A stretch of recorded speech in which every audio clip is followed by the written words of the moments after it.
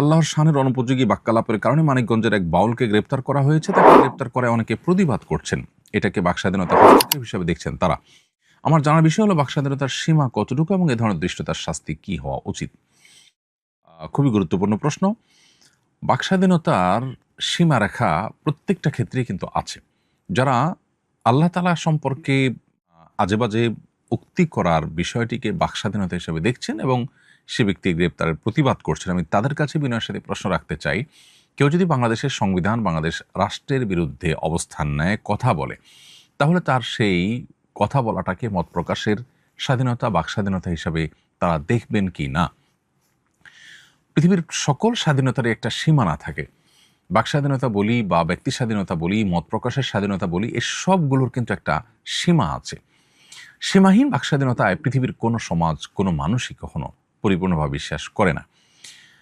একটা সমাজের 90% মানুষ বা তারও বেশি সংখ্যক মানুষ আঘাতপ্রাপ্ত হতে পারে, সংক্ষুব্ধ হতে পারে, সেরকম উক্তি করা এটা কিভাবে বাকস্বাধীনতার মধ্যে পড়ে?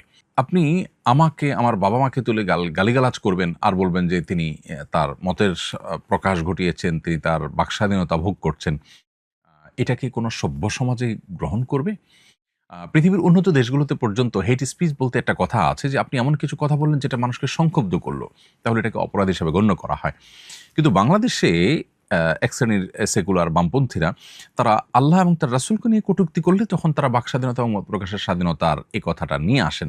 কিন্তু এই ছাড়া অন্য অনেক জায়গায় তাদেরকে আমরা এই বাকস্বাধীনতা এবং মত প্রকাশের স্বাধীনতার এই সবক দিতে দেখি না।